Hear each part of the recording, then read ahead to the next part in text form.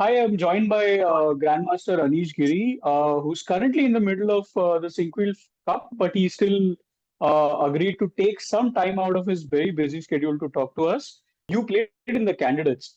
So how impressive would you say is what Gukesh has done at the age of 17? I mean, youngest ever player to win the candidates. Can you just maybe put that into context? Yeah, when you're making prediction of sorts, you're supposed to always say that, he will one day maybe be world champion, but this is not yet his cycle because he's too young. This is what like the default. Yeah. And it's always been usually it's been the case, always been the case. I believe there was some stat, very few players have won candidates on their first try. Yeah. Yeah. Uh, I think we've had a lot of like these preconceived notions where we thought like this is how it should go. And deep inside, all the talented youngsters never really felt like they can do it. And to win an event of the sorts, you have to truly believe that you can. Yeah. And I believe that Gukesh did, and he's very fortunate with his style in terms of it being very unstable. Him being Okay. unstable means that he can peak very high, and he Mhm. peaked at the very right moment, and he peaked very very high. Yeah. And the fact that he was off form half year before that was by that point irrelevant.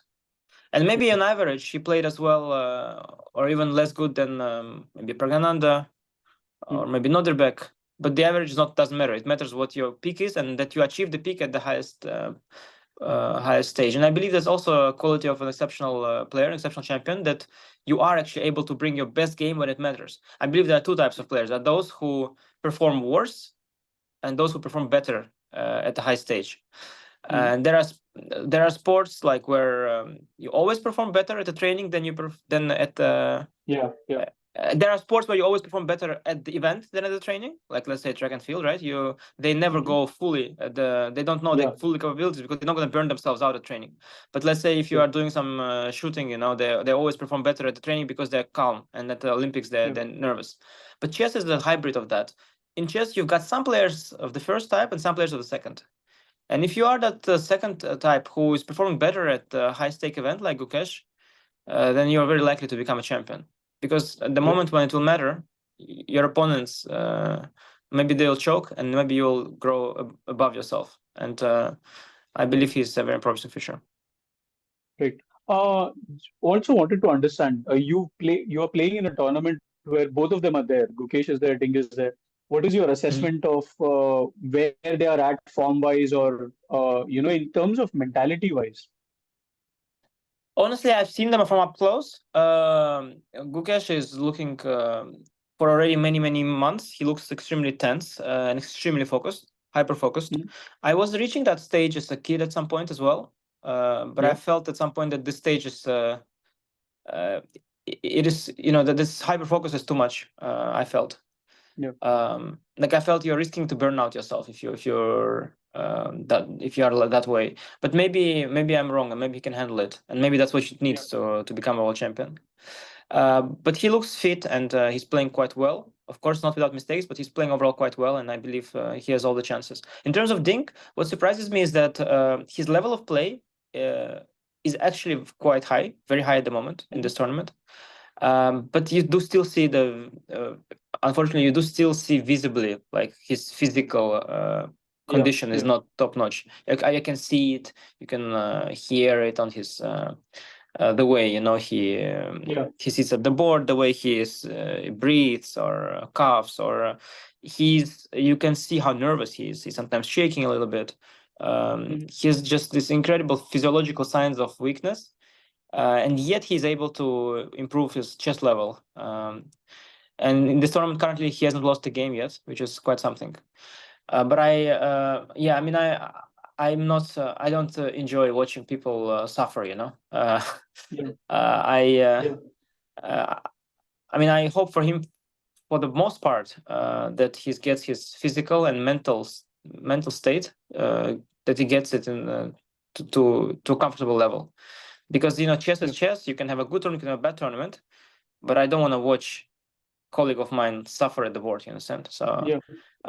in that sense, they're very different. I mean, Gukesh is hyper focused, hyper focused, but that's a sort of issue. Yeah, that's just like, okay, maybe at some point he will be very upset or very angry, when he loses.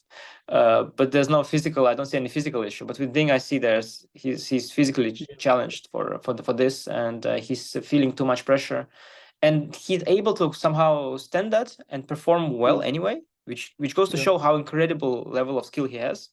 Yeah. But I certainly hope for him that before the match, maybe even after the match, that at some point he gets over that physical thing and he'll just be calm, because that's how I believe a player should be. How much emphasis do chess players put on the body language of their opponents when they sit in front of you? I know a lot of times we see that chess players don't really like to make eye contact with their opponents, but then you're always, from the peripheral vision, you're always observing your opponent. Can you just talk about that maybe a little? Yeah, so there are differences on the body language. I mean, some are doing it very exaggerated. It's almost a theatrical performance, like famously with Hikaru or Nepo, lots of videos online. Some are very subtle but very powerful. There is no videos of Kramnik having any body language. Nobody knows of it, but I felt it, and it was very subtle and very powerful. The smallest shake of hand, smallest nods, smallest breaths, everything, you feel it, and he makes you question your moves. He shines with his confidence. I mean, he's retired by now, but it used to be the case. And I always bring him up as an example of a player who's had a body language nobody knows about. Nobody knows about it. Only I know. Players know, not the public. It's not visible, but it's very powerful. So there's that. As we talked about Ding, I mean, in his case, body language shows like his physical discomfort. So that's uncontrollable. That's just. I mean, maybe some people will take confidence from that. But I personally don't find. I mean, I'm too empathetic for that. I find,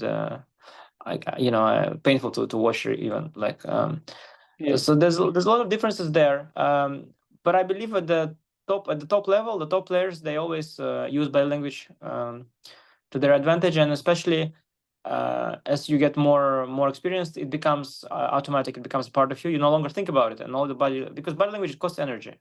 You have to realize you're playing costs energy, but acting, if you are acting, it costs energy. Like, try acting. So you have to think about the game and act. Think about what am I gonna look like.